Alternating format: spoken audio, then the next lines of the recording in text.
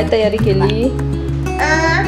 मोठा कांदा कापायचा आणि छोटे टोमॅटो कापायचे आणि मिरची तर छोटी जास्त आहे ना, मिरची पण कापायची. एक मिरची घेतली आहे, एक कोथिंबीर घेतली आहे आणि आम्ही घेतला आहे एक मोठा कांदा बारीक चिरून आणि टोमॅटो मीडियम साईजचं ते पण बारीक चिरून घेतलंय.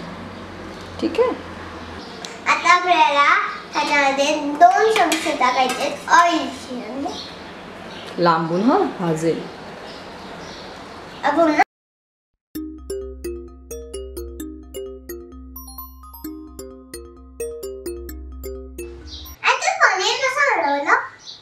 तर हे पनीर कसं बनवायचं हे मी तुम्हाला सांगते. एकदम सोपी रेसिपी आहे पनीर बनवण्यासाठी. आपलं जेव्हा दूध नासतं ना तेव्हा आपण दह्याचा चक्का कसा बांधतो तसा ह्याचा चक्का बांधायचा, त्याच्यावर वजन ठेवून द्यायचं आणि एक अर्धा 1 तासाने आपलं पनीर असं सेट होतं. आणि काही जरुरी नाही आहे की तुम्ही लगेचच ते बनवा त्याची भुर्जी. तुम्ही नंतर कधीही वापरू शकता आणि ऑलरेडी असं मॅश झालेलं असतं. आपण जेव्हा बाजारातून पनीर आणतो तेव्हा ते कडक असतं आणि त्याची भुर्जी सुद्धा अशी एक प्रकारची चिवट आणि कडक बनते. पण ह्या घरगुती ज्या पनीरची भुर्जी बनते ना ती खूप छान होते, अप्रतिम होते. तर आणि खूप सोपी रेसिपी आहे. तर आपण ते आता स्टार्ट करूया. त्यामध्ये घालूया कांदा,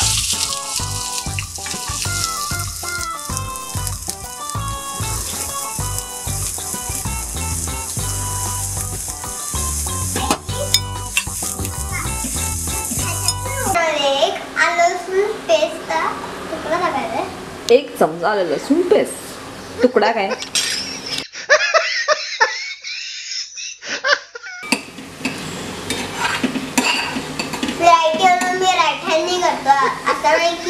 करा पटकन, ते जळून जाईल सगळं.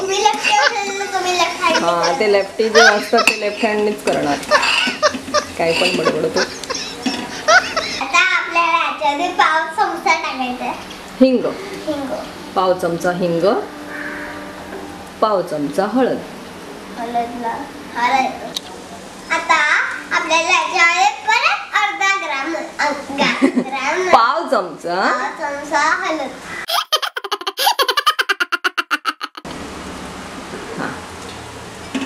मिक्स करायचं. चटका लागतोय श्लोकला.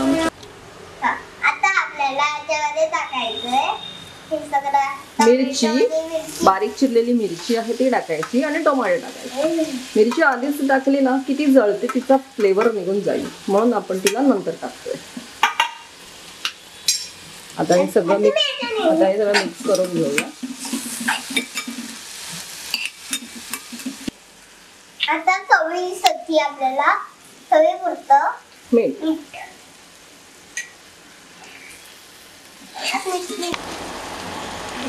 आता आपल्याला याच्यामध्ये टाकायचं आहे मसाला. असा सुंदर असा मसाला आपल्याला परतून घ्यायचा आहे तेल सुटेपर्यंत. असं छान त्याला तेल सुटायला लागलं की त्यात आपण पनीर घालूया.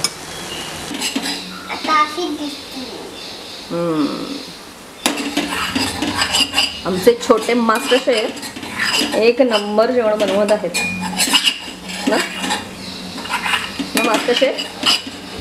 पडा त्याच्यात.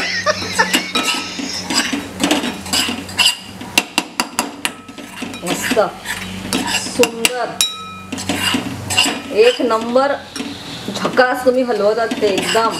वाव. नक्की ट्राय करा हा आणि शोकला नक्की कमेंट्स करा तुम्ही, कारण तो खूपच पॅशनफुली एकदम मस्त जेवण बनवतो.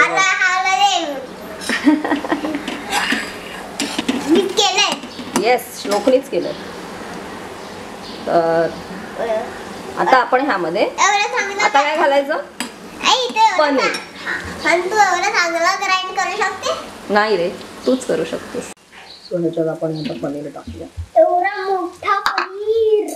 श्लोकने सगळं इथे पसारा केलाय, सगळं सांडवून ठेवलंय.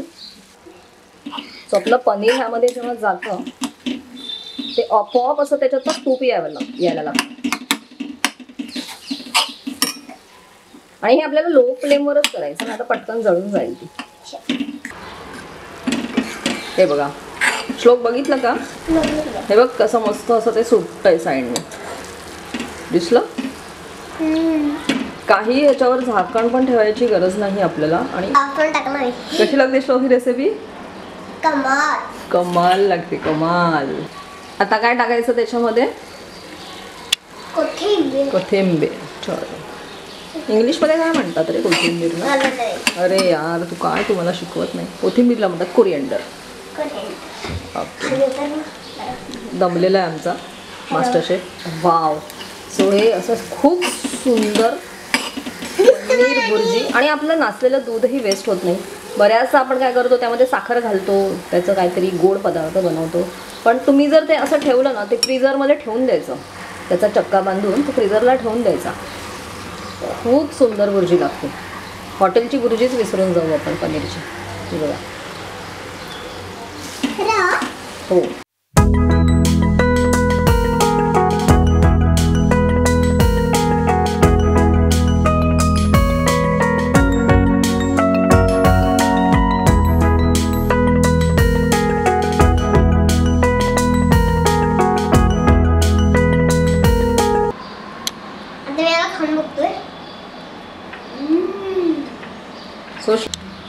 आता खूप चांगली झाली आहे आणि याला मी 10 मधून देणार आहे 9. ओके 9च देतो. हा कुसकट आहे एकदम.